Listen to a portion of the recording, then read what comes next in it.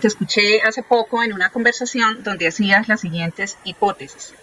Dos puntos. Yo creo que las máquinas deben tener emociones si queremos que sean complejas y creativas, basándote, y me corriges por favor, en el trabajo de Rosalind Packard, directora de investigación y computación afectiva del MIT.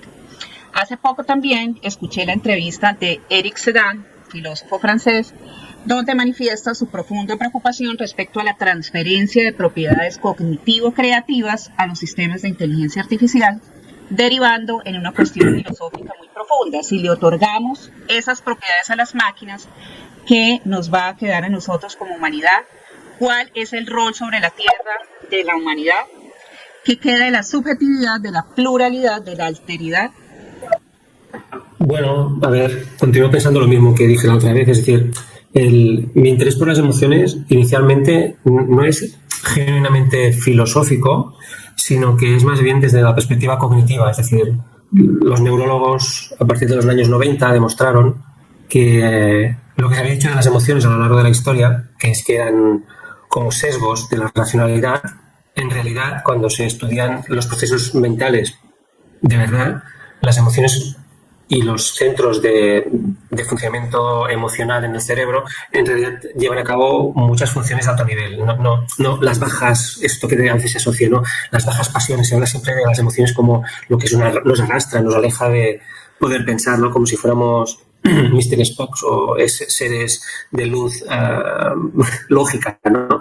Y no es así. Entonces, cuando ves que el papel de las emociones es dar sentido a los datos del mundo y además la arquitectura emocional tiene un papel fundamental en cómo podemos pensar, en la capacidad de el interés, la creatividad, muchos aspectos relacionados con la capacidad de generar nueva información, pues llegas a la conclusión que un sistema que tenga estos drives, estas orientaciones, pues será más eficiente y seguramente será más rica en la capacidad de generar. Entonces, si queremos generar inteligencia artificial creativa, seguramente, desde mi punto de vista, tiene que tener algo semejante a nuestras emociones.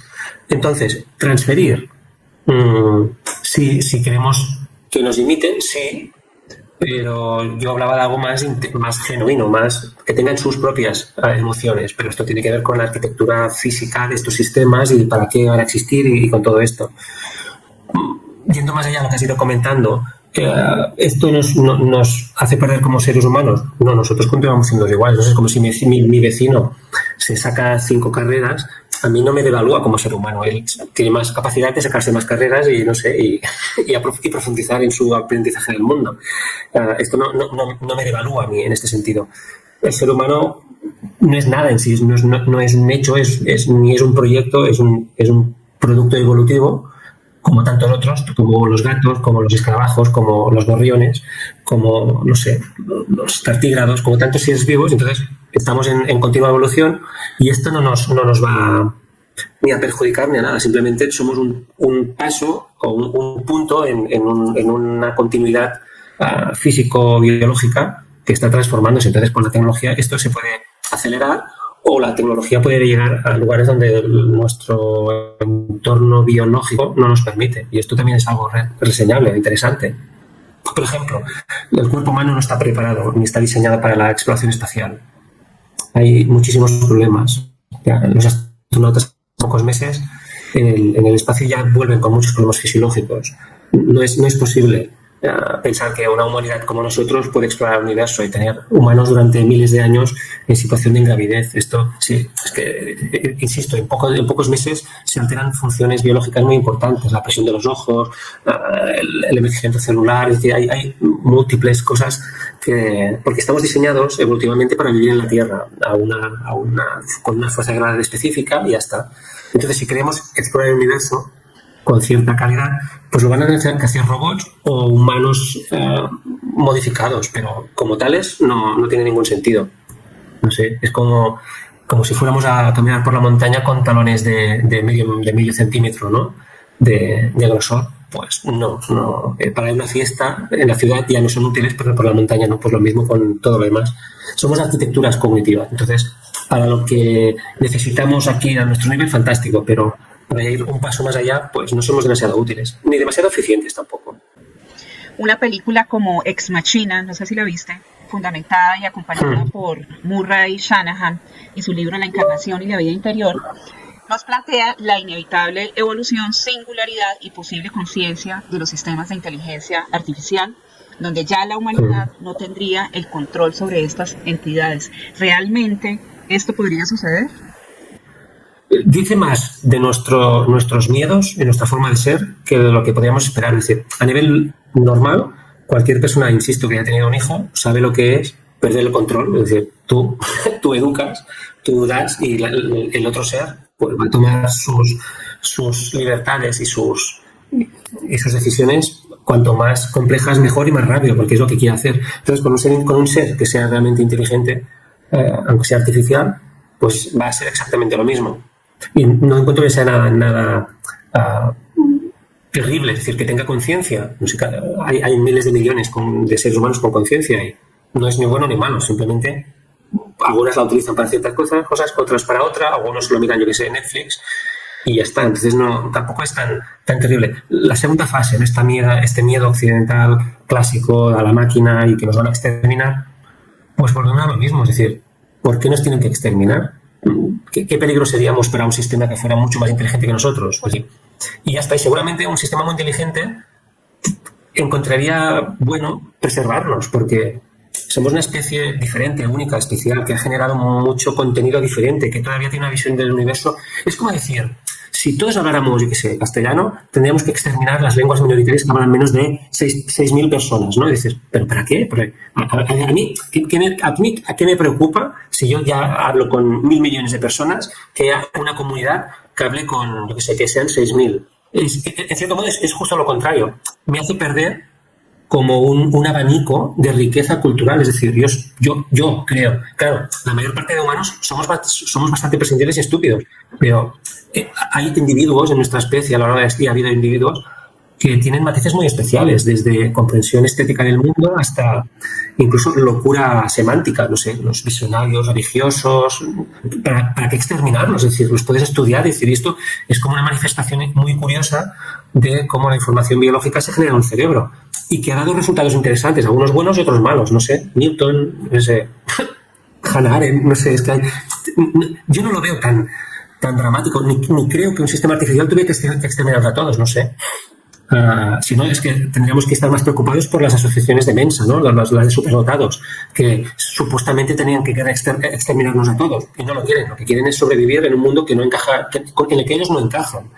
Ciertamente yo creo que sería más de este tipo, pero insisto, lo que hacemos es proyectamos en la tecnología los miedos que tenemos socialmente, y como somos sociedades muy agresivas, muy territoriales, muy dominantes, pues tenemos miedo que estas tecnologías hagan lo mismo con nosotros, ¿no? Que nos exterminen, que nos dominen, que quieran acabar con nosotros, pero yo no le encuentro ningún sentido tampoco. Bueno, continuando con el concepto de creatividad, leí hace poco, los sistemas de inteligencia artificial generativa se basan en la apropiación indiscriminada de cultura existente. Lejos de ser creaciones mágicas y novedosas de máquinas brillantes, los resultados dependen completamente del trabajo no acreditado y no remunerado de generaciones de artistas humanos. ¿Qué significa para ti la creatividad? El entrenamiento de estos sistemas es con datos masivos, de cuantas más fuentes más ricas mejor y más variadas, y luego, bueno, este uso estadístico de la aproximación a la generación de nuevo contenido lingüístico. Pero al fin y al cabo, la mayor parte de seres humanos que hacen... Esto está mal, es decir, robar datos y hacer negocio sin retribuir a los que lo han generado, esto está mal, esto es obvio. Entonces estas empresas han jugado sucio y continuarán jugando sucio y no les va a pasar nada, porque las multas que se les ponen son ridículas. Cuando se les ponen la última multa que se puso a Meta, me parece que fueron como 1.500, 1.400 millones de euros por saltarse la ley de privacidad de datos en Europa y robar datos de sus usuarios. Pero es que en un trimestre hicieron casi 35.000 millones de beneficios. O sea que es ridículo, es decir, en un trimestre. O sea que no les afecta para nada. Es decir, les tendríamos que poner multas de $1 billón de dólares. Entonces dirían, ostras, es que lo que ganamos en un año, ¿no? Entonces, bueno, con 2 años, vale, entonces sí. Pero como no lo hacen, o prohibir, como hacen en China. En China pues es una cuestión de dictadura tecnológica, pero pues Meta aquí no entra y aquí Google no entra, ni siquiera es entrar con estas condiciones. Y ya está. Entonces los estados no lo hacen porque los usuarios somos imbéciles y nos dicen, pues Sí, porque es que luego, no sé, las autoridades americanas dicen, es que TikTok es muy peligroso porque es chino y roba datos y lo envía a la China. Ya, pero es que lo hace Meta con nuestros datos y nadie se queja en Europa. Sí, por tanto, es un juego de despropósitos. Esto por un lado, por tanto, tendrían que pagar. Esto está claro. Por otro lado, estos sistemas son creativos. Por sí solos no, pero se da la posibilidad de, por primera vez en la historia, poder cruzar datos que nunca se habían cruzado. Sí, tenemos más datos que nunca y, por ejemplo, mi carrera académica está hecha de este punto de vista. Es decir, yo no soy un filósofo estándar en el sentido que pues escribo de filosofía, sino que tengo intuiciones y digo, voy a trabajar con ingenieros, voy a trabajar con psicólogos, voy a trabajar con gente de otras disciplinas y entonces fusiono y yo siempre estoy al límite de diversas disciplinas y me tiro al vacío. Digo, ¿y si esto fuera posible? Entonces busco gente de otras áreas. Bueno, esto es mi mente con otras mentes, pero en un gran sistema de inteligencia artificial generativa, todo esto ya está allí. Lo que es necesario es hacerle ver o preguntarle por encontrar los puntos para ser creativo. Entonces, ¿pueden ser creativos estos sistemas? Sí, en el sentido que la mayor parte de gente es creativa, de la forma que la mayor parte de gente es creativa creando algo nuevo. Lo que hace es una cosa que hay, otra cosa que hay, hombre, si hay esto y después puedo contarlo y ir a la próxima fase, el próximo nivel. Normalmente la creatividad funciona así, es decir, un nuevo artista no empieza de la nada absoluta, sino que viene de un contexto, de una cultura, entonces une su contexto, su cultura con las intuiciones y posibilita otra cosa. Y si vamos a las grandes vanguardias artísticas del siglo XX y la continuación en el siglo XXI, pues viene a ser siempre lo mismo. Es decir, sí que hay innovaciones, pero alguien dice, bueno, ¿y si prescindiéramos de la forma? ¿Y si prescindiéramos de lo objetivo y pasamos a lo subjetivo, pero bien dibujado o mal dibujado, o solo colores, o colores básicos? Entonces es normal que mucha gente de forma independiente con estas reglas o subreglas llegue a otras conclusiones. Es decir, que en las vanguardias europeas llegaran unos cuantos autores a hablar de blanco sobre blanco tiene sentido, porque hay una evolución lógica. Es decir, si esto se desmonta, se desmonta, al final vamos a acabar todos en el mismo lugar, ¿sí? Por lo tanto, yo sí que creo que son creativos, como es la mayor parte de gente, que no somos creativos de verdad, simplemente juntamos dos cosas que están en el aire y proponemos una, como tesis, antítesis y síntesis, ¿no? Así un poco un plan chorro hegeliano, ¿no? Pero más o menos es así. Y es normal, y esto pasa muchas veces, y esto no es malo, que diversas personas en esos lugares del mundo lleguen a las mismas conclusiones, en muchas disciplinas, de forma paralela. ¿Por qué? Porque es lo que se respira. Es decir, todo el mundo tiene la misma herramienta, las mismas preguntas, el mismo bagaje cultural, entonces, bueno, pues lo juntas todo y lo normal es que alguien se pregunte aquello. Sí, bueno, pero entonces vamos a hablar acerca de, todo el mundo habla de las bondades, pero vamos a hablar acerca de las limitaciones. Existe en Latinoamérica un colectivo llamado Arte Estética, no sé si lo habéis escuchado, que propone regular, incluso Santiago Caruso es un ilustrador argentino, miembro del colectivo, que ya demandó algunas de estas plataformas que generan imágenes con inteligencia artificial generativa. Yo creería que ya no se puede, digamos que, revertir estos sistemas, pero sí me parece bastante injusto con las personas que hacen de esto su oficio y su medio para generar ingresos, ¿no? ¿Qué sucede? Sí. Esto, como cualquier revolución tecnológica, se va a llevar por delante unos cuantos oficios. Sí, la cuestión es cuáles y por qué motivos, pero no sé, es como cuando apareció, yo qué sé, Photoshop, parecía que los diseñadores gráficos se habían acabado y no. O cuando la gente empezó a utilizar el Word con las tipografías chorras y entonces, ¿qué hicieron? Diseños malos, es decir, no es como el cine o los vídeos de IA generativa, pues normalmente son malos, son bastante malos, es decir, porque no son interesantes, no son originales, sí, son sorprendentes, pero volvemos a lo siempre, tiene que haber una mente, un artista, alguien que dirija, que el proceso de decidir es más fácil, de acuerdo, que esto cambia las reglas, de acuerdo, pero si no sabes de fotografía no le puedes pedir una calidad fotográfica, un tipo de diseño, un tipo de enfoque, un tipo de perspectiva, un tipo de plano, un tipo de gramaje, un tipo de... Tienes que saber de todo esto. Lo interesante de la IA generativa es que es muy socrática, en el sentido de que tú no sabes, la gente se piensa que con decirle hazme esto ya va a salir algo decente. No, es que si quieres algo bueno, diferente, tienes que saber hacer muy buenas preguntas, tienes que saber mucho. Si sabes mucho, el sistema es útil. Si no sabes demasiado, te hace, bueno, pues pues como, no sé, como unos huevos fritos, pero muy, muy básicos, no tiene ninguna gracia. Esto se ve muy rápido, que no te da nada nuevo. Entonces, ¿prohibir esto?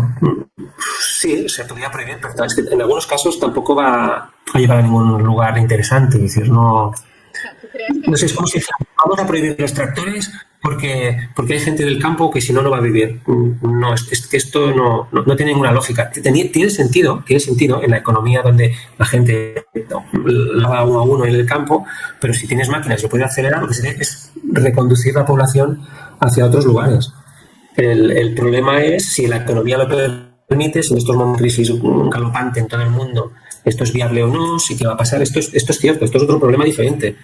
Pero yo no creo que tenga demasiado sentido. El problema es vivir en una sociedad que hemos normalizado que el único objetivo de las empresas es el beneficio. Es decir, que empresas como Microsoft o Meta o X o Tesla, que están haciendo muchos beneficios, sistemáticamente despidan gente. Y no 12, sino 1.500, 10.000, 15.000 personas cada año. ¿Por qué? Porque maximizan beneficio.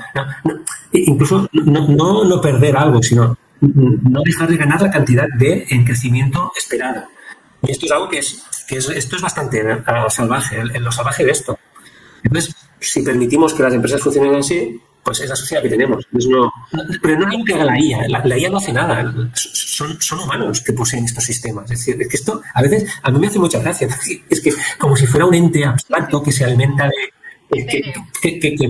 que se conecta a la corriente. No. Son macroempresas con unas infraestructuras astronómicas que invierten muchísimo dinero en sus infraestructuras, en mantenerlas. Mantener OpenAI, el chat GPT-4 es carísimo, cada día cuesta muchísimo dinero. Un día en electricidad, simplemente en electricidad de mantenimiento de los sistemas, es carísimo. ¿Sí? Y su escalaje en comprar más chips para hacer más, simplemente por beneficios. Entonces, tenemos que hablar con la gente, es decir, si todo se automatiza, ningún problema, pero entonces, ¿quién va a poder pagar nada? Es que, ¿quién tiene sueldo si no hay trabajo? Entonces, es como ridículo. Con respecto a eso, Jordi, Avital Balmit, directora ejecutiva de Anthropic, publicó recientemente, el 17 de mayo del 2024, un artículo llamado Mis últimos 5 años de trabajo, donde escribe: estoy al borde de un desarrollo tecnológico que, si llega, parece probable que acabe con el empleo tal y como lo conozco. Estos sistemas seguirán mejorando en todas las tareas cognitivas. El objetivo común del campo de la inteligencia artificial es crear un sistema que pueda hacer cualquier cosa. Espero que lo alcancemos pronto. Si estoy en lo cierto, ¿cómo deberíamos pensar en la próxima obsolescencia del trabajo? ¿Deberíamos afrontar la posibilidad de su pérdida con tristeza, miedo, alegría o esperanza? Obviamente hay otras cuestiones vitales, como lo que acabaste de mencionar, cómo podrían las personas satisfacer sus necesidades materiales. Muchos han examinado esta cuestión sin que ningún gobierno haya adoptado aún una respuesta final como política oficial para esta contingencia. Con la IA va a haber un cambio, pero el verdadero problema no va a ser la IA por ahora, creo, porque va a cambiar trabajos, pero puede haber movimientos. El problema es la robótica, porque la robótica es física y entonces las robóticas, a mí, que un sistema me haga la declaración de renta o ayude a mis hijos o a mí a trabajar, esto es fantástico, pero tampoco no me quita pero que me limpie la casa, que me ordene, que me cocine, que me lleve al coche al mecánico o que arregle el coche, esto sí que va a cambiar, esto sí que realmente es la transformación radical. Entonces estos sistemas les falta bastante todavía, pero cada vez están más cerca de llegar a como una acción estándar humana e incluso superable. Y esto sí que va a cambiar realmente el mercado laboral, mucho más que lo otro, porque los seres humanos, a ver, es que yo a veces creo que falta mucho sentido común en la gente que se dedica a esto. Por ejemplo, estamos en un momento que tenemos unas pantallas fantásticas en las casas, con unos sistemas de audio increíbles.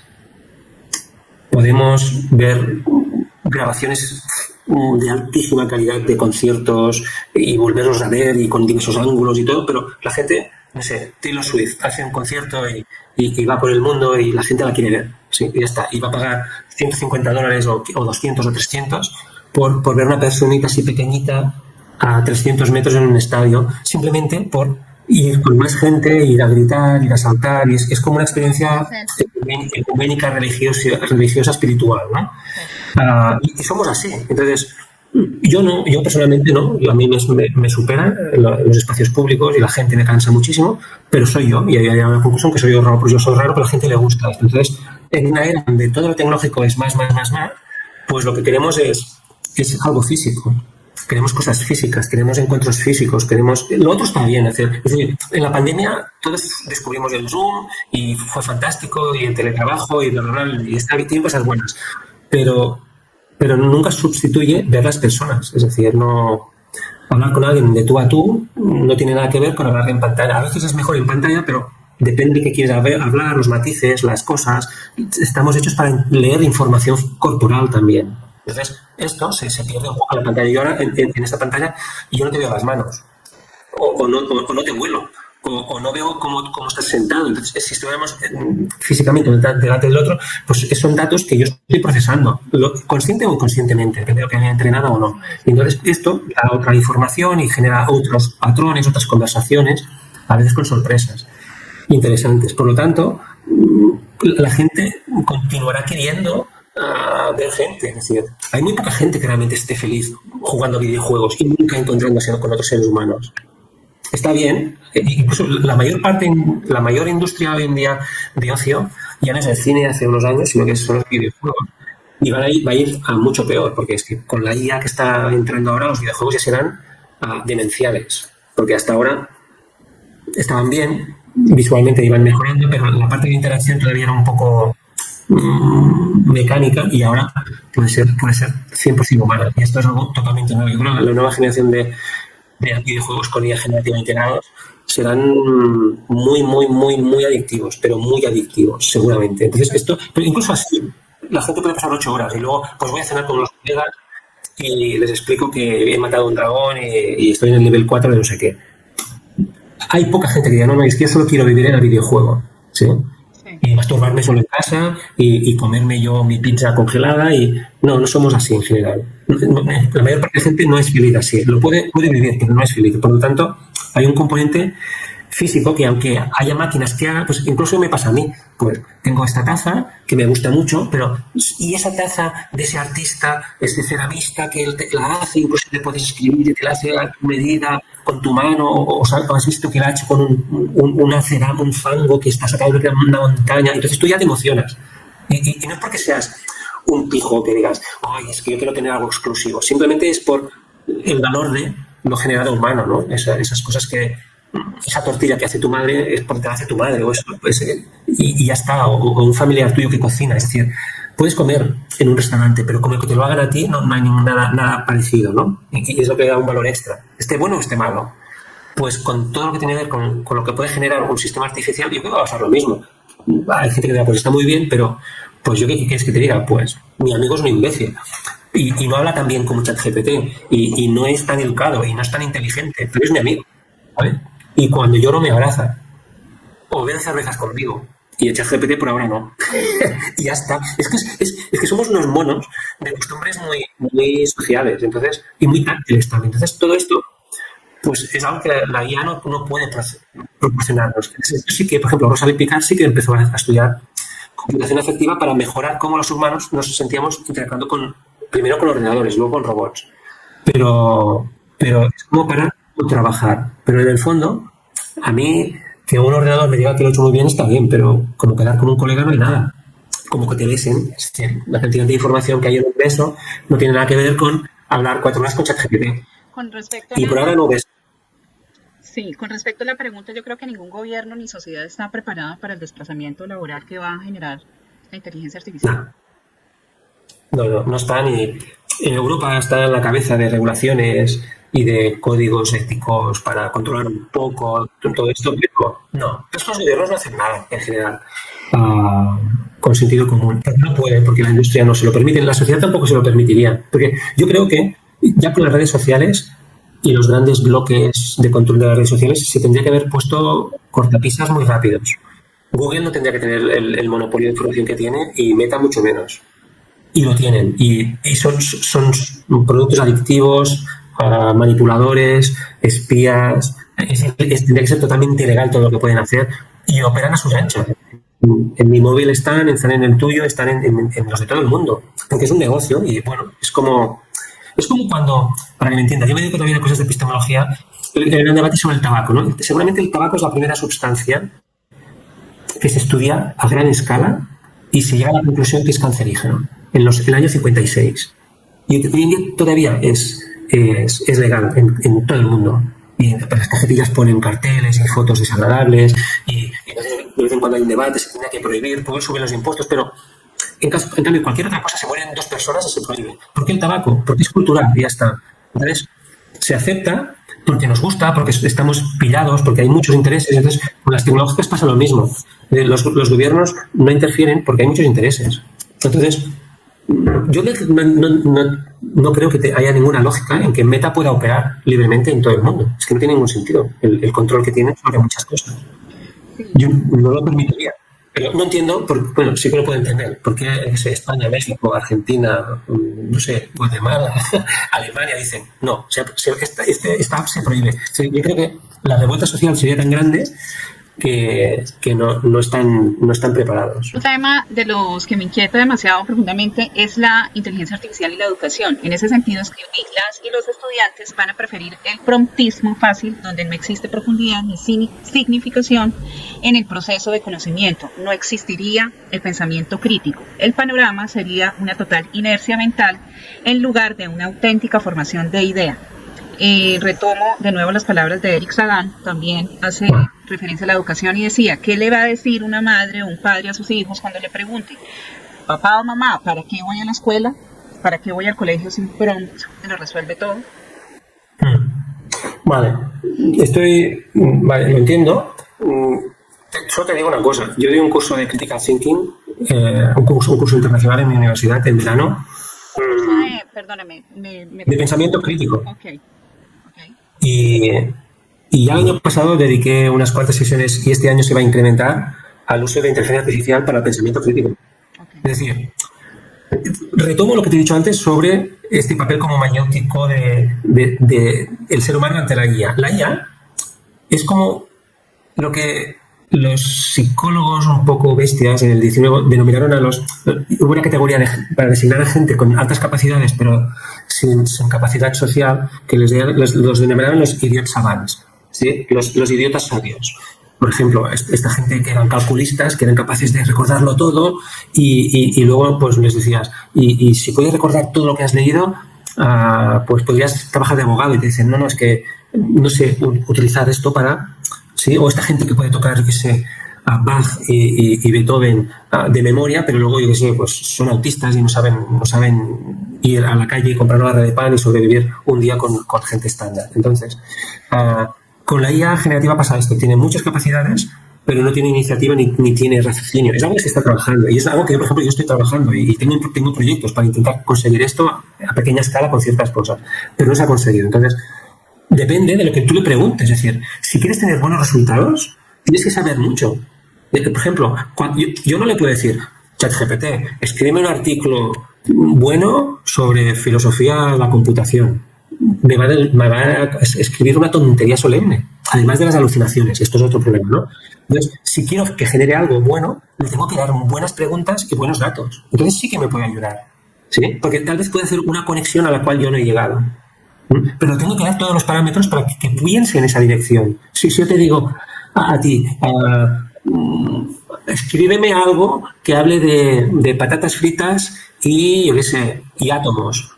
¿En qué dirección tiene que ir? ¿Tiene que ser humorístico? ¿Es un poema? ¿Es un relato breve? ¿Es un relato largo? ¿Es un ensayo filosófico sobre el determinismo? Entonces, hay tantísimas variables, tantísimas, que es imposible que te... Entonces, tú, a medida que le vas dando todas las variables, puedes afinar que te dé un resultado interesante. El tema es, tienes que saber tanto de un tema para que te dé algo bueno, que ya implica que tienes que haberte entrenado mucho. Es decir, si no sabes, vas a hacer preguntas simples y las respuestas van a ser simples, no van a ser para nada útiles. Por lo tanto, la gente que se piensa que va a poder hacer su trabajo preguntándole al ChatGPT, esto no va a funcionar así. Porque las empresas ya tendrán ChatGPT, es decir, no contratarán humanos que puedan trabajar simplemente preguntándole al ChatGPT. ¿Me explico? ¿No? Es decir, lo que van a hacer es buscar gente que tenga habilidades especiales, es decir, que sepa preguntar, que sepa utilizar. Es como, por ejemplo, el primer gran diseñador de la historia del diseño gráfico, John Mayer, un profesor del MIT, decía, los diseñadores de gráficos tienen que ser programadores y diseñarse sus herramientas. No es necesario. No es necesario. Y hay empresas que hacen un aplicativo, hacen un programa, otro hacen... Y entonces van haciendo actualizaciones trabajando con gente que les va pidiendo cosas y ya está. Entonces, sí, si tú sabes programarte tu herramienta, tú te puedes hacer tu programa para generar otro tipo de diseño. Pero la mayor parte de la gente no tiene el tiempo para estudiar programación a alto nivel para hacerse su programa. Por lo tanto, pues utilizas el que hay. Y esto genera como unas modas. Cuando el Photoshop saca un filtro o unas posibilidades, eso lleva a todos los diseñadores del mundo y todos aprovechan esta nueva opción para incorporarlo en sus... Hay gente que es muy creativa y hay mucha gente que es simplemente, hasta se puede hacer esto, pues todo el mundo hace lo mismo. Y esto es algo pues bastante normal. Por lo tanto, peligro de que no quieran aprender, lo puedo entender, pero lo que se tiene que hacer es cambiar el sistema educativo y empezar a enseñar qué tiene que saber alguien utilizando este ChatGPT o inteligencia artificial generativa para hacer un trabajo que todavía es necesario. Es decir, la IA la van a utilizar, pero entonces, ¿qué tiene que saber esta persona para ser muy eficiente haciendo esto? Por ejemplo, si tienes que enseñar filosofía, no puedes no saber filosofía. Lo que tienes que saber es cómo utilizar esta herramienta para enseñar filosofía o para estudiar filosofía o matemáticas, pero el sistema en sí no va a hacer nada por sí solo. Tienes que saber preguntar. Lo acabas de mencionar, o sea, todo el sistema, para mí todo el sistema educativo está mal estructurado, pésimamente mal estructurado, porque es que considero que lo fundamental es enseñar a la duda, al pensamiento, pero sí.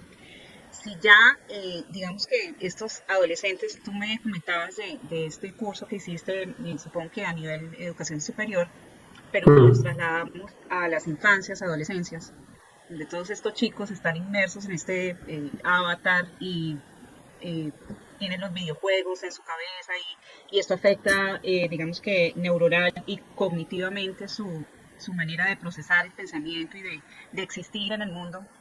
Entonces... Cuando todo te lo resuelve, ¿dónde queda el papel del pensamiento crítico? ¿Dónde está esa...? Bueno, tendría que ser una asignatura obligatoria en cualquier sistema docente como punto de partida, pero que es de razonar qué es la información, cómo diferenciar información verídica de la que no, cómo organizar la información, cómo poder verificar. Esto tendría que ser, bueno, pues lo importante, pero... No es, insisto, nuestro sistema educativo es un poco tardomedieval, es decir, el trivium y el quadrivium, no digo que sea lo mismo, pero por ahí va. Alguien que estudie tiene que saber esto y esto. ¿Luego es útil o no? No. Igual que las carreras universitarias. Muchas carreras universitarias se enseñan cosas porque se tienen que saber y ya está, pero luego sale alguien de periodismo y se va a una radio, a trabajar en una radio a un diario y le dicen esto no sirve para nada. Es decir, vale, está bien que tengas teoría no sé qué, pero esto es otra cosa. Y entonces esto sucede con casi todos los saberes, que hay como un decalaje, una desincronización entre lo que se enseña y lo que se requiere. En ese sentido, las empresas con sus procesos de autoformación son bastante más eficientes, porque ya van directamente a enseñar lo que quieren de sus empleados. Que en la universidad, pues no, pues sales de allí y has hecho unas cosas, pero a veces también está bien, que te han obligado a pasar por unos temas. Y entonces, bueno, pues no sé, te planteas si está bien o no. Sí, Jordi, ¿se podría pensar realmente en una coexistencia amable de estos sistemas de inteligencia artificial sin considerar angustiosamente el impacto a nivel ambiental, socioeconómico, ético de los mismos? Sí, pero volver a lo mismo. Es que a mí lo que me preocupa es que todos estos sistemas, incluso hoy en día, incluso hablando de los que son de código abierto, pertenecen a empresas privadas. Es decir, es una revolución tecnológica seguramente la más importante de la historia de la humanidad y es la primera vez además que esto sucede en un entorno 100% privado. Esto no había sucedido nunca así. A mí me interesa mucho la historia de la ciencia y tengo un máster en historia de la ciencia. Y es que no había sucedido. Eran estados que tenían sistemas educativos ligados a los estados con intereses propios. Esto siempre ha habido la relación entre industria, ejército y conocimiento. Esto siempre ha sido así y no lo vamos a cambiar por ahora. pero estaba en los estados, pero hoy en día esto ya no es ni en las manos del Estado, está en manos de empresas y empresas muy específicas que controlan toda esta información. Entonces, claro, yo ya he empezado a ver, el otro día estaba hablando con unas personas de unos sistemas tecnológicos muy sensibles y me dijeron, en este trabajo no podemos utilizar IA generativa porque alimentaríamos a una empresa privada con datos nuestros y no lo podemos permitir. Digan lo que digan, no lo utilizamos, esto es mentira, lo están utilizando. Si no me queda, tiene que ser gratis, evidentemente.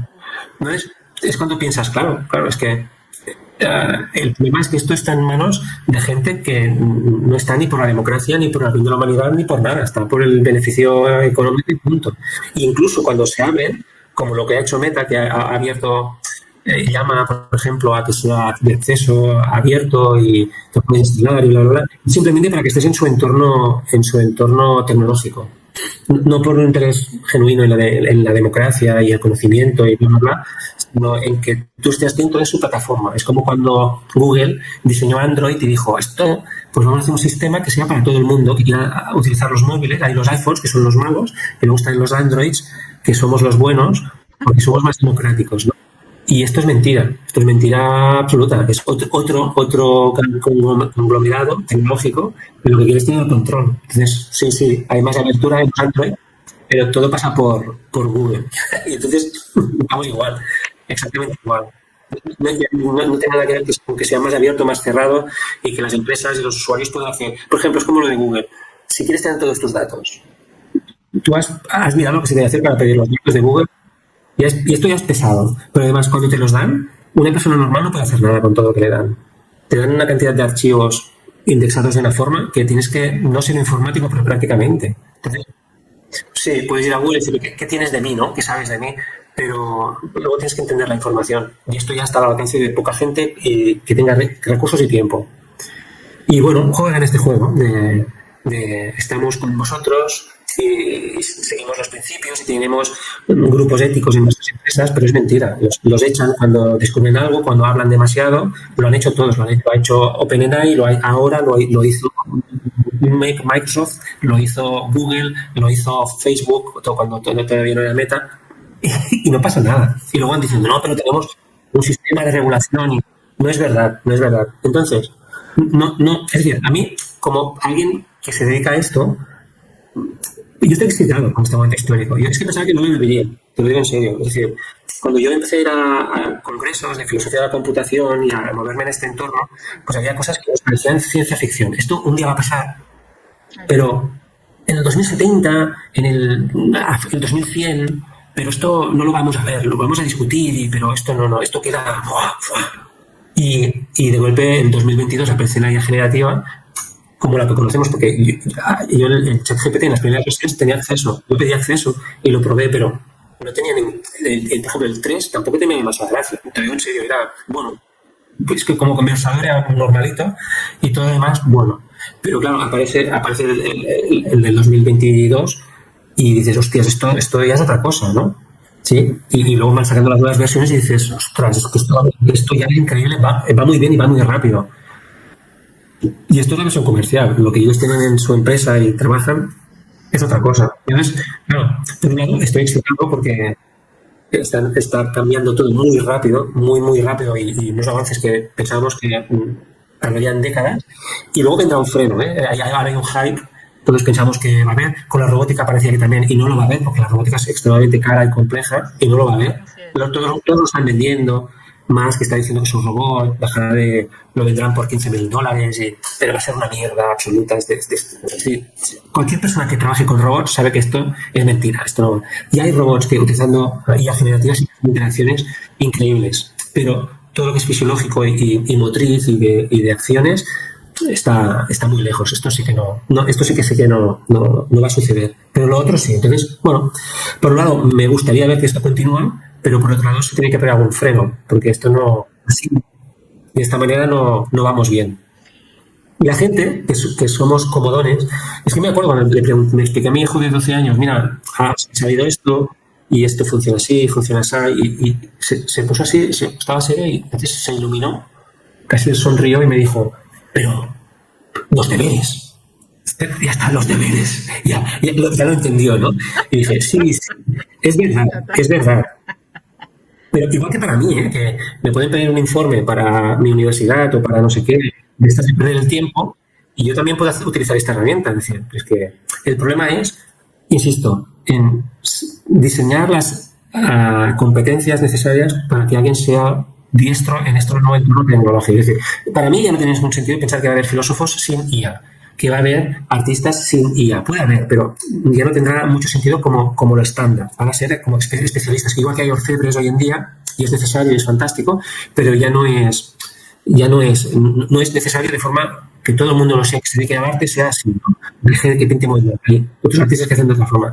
Igual que no va a haber economistas que no utilicen esto, ni matemáticos, ni sociólogos, ni psicólogos, ni nada, porque es que es muy útil. Explícale a un antropólogo que tiene que ir a hacer trabajo del campo, que luego tiene que grabarlo todo, anotarlo todo, que hace grabaciones, que luego tiene que pasarse horas y horas transcribiendo, que no utilice IA, por ejemplo. Si funciona bien, ¿por qué no? Porque tengo que perder 3 semanas o un mes transcribiendo cintas. Si puedes pasárselo a un sistema que lo transcribe todo y puede encontrar patrones, ¿por qué perder el tiempo? Es decir, ¿dónde vamos? ¿A perder el tiempo o a ser eficientes? Entonces, el problema es si somos muy eficientes, ¿qué vamos a hacer con este nuevo tiempo? Y si no, ¿qué tiene que saber alguien para hacerlo mejor? Hasta ahora los nativos digitales no son mejores que los que no lo fuimos. De hecho, son peores en el uso de nuevas tecnologías. Y en el uso de la IA generativa parecía que el mundo se tenía que acabar y 2 años más tarde tampoco ha cambiado tantas cosas, porque sí, puedes echar al becario de la radio o de la televisión y poner una IA, pero ¿y quién trae el café? Que era lo que hacía el becario, además de hacer esos títulos horrorosos y esos... Entonces, sí que ha cambiado cosas, pero no confiamos todavía, no son 100% fiables, no funcionan exactamente bien. Les tienes que decir muy bien lo que quieres y controlarlos un poco. Entonces, claro, tampoco es oro todo lo que reluce. Pero bueno, cuando vayan mejorando, tiene mucho potencial. Por ejemplo, a nivel docente yo creo mucho en la IA, porque, por ejemplo, yo la utilizo mucho para aprender cosas. Porque le pregunto, y hago preguntas muy específicas, ¿y esto por qué? Explícamelo. O prográmalo, dame 10 ejemplos utilizando estos tipos de recursos. O ponme esto, explícalo en un sistema formal que se cumplan estas condiciones. Y el sistema te lo hace. Entonces, pero claro, yo hago preguntas muy, muy técnicas y me va contestando. ¿Y esto por qué? Hazlo de otra forma. Y porque si lo hicieras así, ¿por qué esto no funciona? A veces lo pillas al sistema, te dice una cosa y le demuestras la contraria. ¿Sí? Y esto es posible. Pero tiene un grandísimo potencial. Yo le veo muchas ventajas. Algunos inconvenientes también, evidentemente hay peligros, pero, ostras, es como el profesor que no se cansa nunca. O, por ejemplo, mira, hace poco me hicieron una entrevista para un diario digital español, que se llama El Confidencial, y hablaba sobre si es bueno utilizar la IA en rupturas de relaciones humanas, ¿no? Te lo vas a dejar con tu novio o tu marido. Justamente lo estaba leyendo esta tarde. Y fue muy divertido porque le sorprendió lo que yo le iba diciendo, pero digo, pues que a ver, ¿cuántas veces querrías haberlo hecho diferente? No mentir, sino estás cabreado, estás no sé qué, y en cambio si dices al sistema, mira, quiero decir esto de esta forma para una persona y es así, no le quiero hacer daño, o lo quiero que le quede claro esto, porque y todas las variables, es el sistema que tiene millones de cartas, millones de comunicaciones, lo que hace es buscar la fórmula que cumple todos estos parámetros. Entonces, normalmente lo hace mejor que tú. Yo, por ejemplo, para escribir correos con gentes de otras culturas, lo utilizo bastante, pero no por escribir. Yo así escribir inglés. No necesito que me escriba en inglés. Le doy las preguntas de contexto cultural. Mira, quiero hablar con una persona de esta edad, que tiene este rango, para esa cultura, que le voy a preguntar esto, que no quiero que me malentienda, porque podría pensar que... Le doy todos los patrones. Entonces, con todo esto, escríbeme esto. Entonces, normalmente es genial, porque dices, ostras, tiene cantidad de conocimientos que te ahorra muchos malentendidos y funciona muy bien. Entonces, ¿por qué no? El problema de los humanos es que somos humanos. Y a pesar de que lo más básico en una sociedad humana es aprender a mentir. Es algo, por ejemplo, que la gente que tiene Asperger tiene muchos problemas, y los autistas, y porque lo que son gente que dice lo que piensa. Entonces, una de las primeras cosas que aprendes cuando ya eres pequeño es que no puedes decir lo que piensas. a tus padres, a tus amigos, a tal, porque si dices exactamente lo que piensas siempre, esto es la muerte total y absoluta, es decir, y es muy doloroso, además, no tiene valor de verdad decir la verdad, tiene valor de, ahora me está pasando por la cabeza decirle a alguien algo, pues hostia, pues te huelen los pies, pero no mejoraría el proceso de comunicación, o sea, se te ha escapado un pedo y lo he notado, y tú lo sabes, y yo lo sé, ¿no? Y eres un asqueroso, pero vamos a continuar hablando de lo bonito que es la filosofía occidental. Esto no lo puedes hacer pero si lo hicieras, romperías totalmente lo que se hace. Hay muchos acuerdos que funcionan así. Entonces, la IA te puede ayudar a ser como un gran maestro de protocolo, no de mentiras, porque eso es otra cosa, que también, pero yo no entro en la mentira, yo en el protocolo de, yo realmente querría hacer esto, pero ayúdame, porque yo ahora mismo estoy cabreado, estoy no sé qué, una maestra diplomática. Sí. Ayúdame, por favor, a ser más diplomática con mis emociones. Sí. Claro, porque a todos nos cuesta. Entonces, ¿por qué no? El problema es que ya la gente dijera, pues cuando quiero dejarlo, pues le doy un botón a mi móvil que conecta con la app y ya está preparado para la respuesta, cariño, te dejo en el WhatsApp, y entonces el sistema ya lo hace todo. El problema sería hacer esto, delegar directamente a mí, me importa la mierda, y que lo haga un robot por mí. Esto es lo que sería ridículo. Pero que dentro de un proceso incluso de cura, ¿no? Es que lo quiero hacer bien, pero no lo voy a hacer bien porque seguro que se me escapa. ¿Por qué no utilizar un sistema que te ayude? Yo no lo encuentro tan malo, no sé, es como a veces la gente va al psicólogo no porque esté loca, sino porque en algún momento tiene los datos, pero le falta la perspectiva. Pues la IA normalmente lo que tienes es toda la perspectiva desde de múltiples áreas, múltiples disciplinas. Entonces, si le pides, ayúdame a hacer esto así, o por qué esto es así. Además que puede tener filtros, puede haber sistemas con agentes artificiales que sí que tengan estos filtros diseñados para esto, para ser asistentes psicológicos, asistentes educativos, con unos valores específicos que no existen más o menos, no quiere decir que no se puedan hacer, se pueden hacer perfectamente.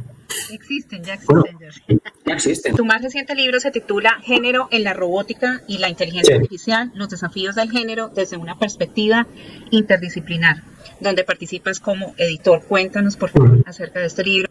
Pues este libro me lo planteé porque es un tema que me ha interesado siempre. Hace muchos años hice un curso de verano en mi universidad sobre mujeres y ciencia y los sesgos contra la mujer a través de la ciencia a lo largo de la historia.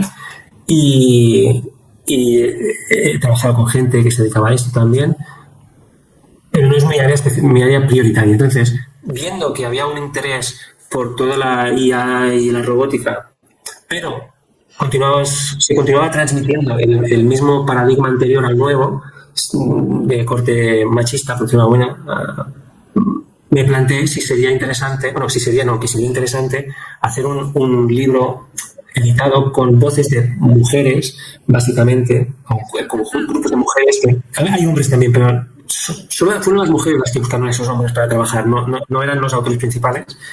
Y les planteé, desde tu visión, explica lo que tenemos que plantearnos hoy en día, porque estamos en el inicio de estas tecnologías, insisto, vuelven a estar en manos de hombres, de grupos de hombres, de grupos de empresas lideradas por hombres, de universidades con grupos de investigación liderados por hombres. Esta revolución vuelve a estar fuera del ámbito de las mujeres y del control de las mujeres. Y es la nueva gran revolución en todos los ámbitos de la historia y de todas las disciplinas, y volvéis a estar fuera. Y entonces pensé, pues vamos a dar la voz a gente que es teórica como yo, desde la filosofía de la ciencia, filosofía de computación, a ética, pero también ingenierías, programadoras, expertas en inteligencia artificial, que se cubriera un abanico, un crisol de posibilidades de estudio sobre la importancia de reflexionar sobre el género en estas nuevas tecnologías.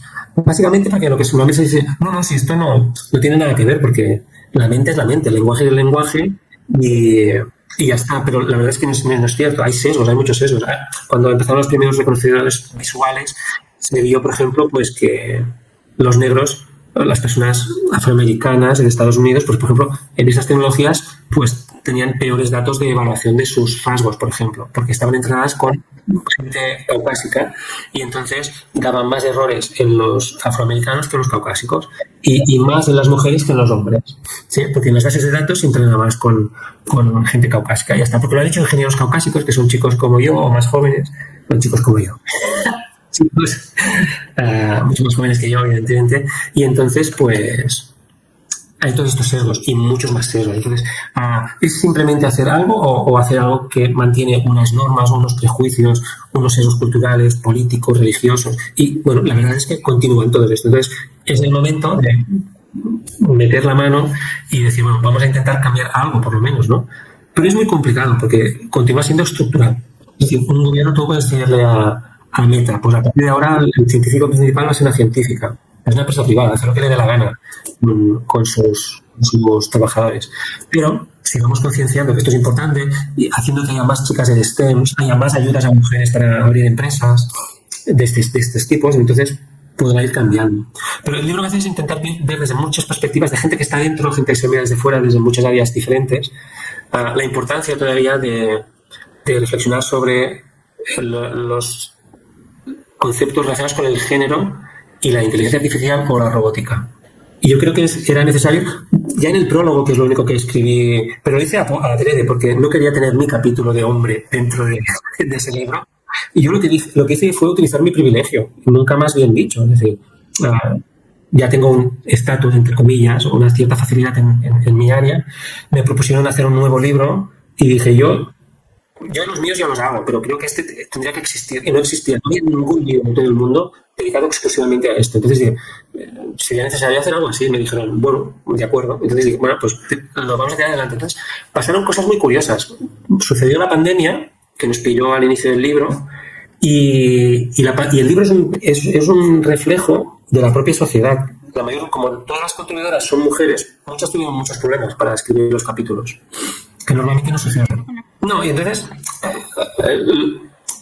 fue curioso sociológicamente ver que el libro quedaba frenado porque en plena pandemia las mujeres investigadoras tuvieron más cargas sociales que sus maridos, por ejemplo, ¿no?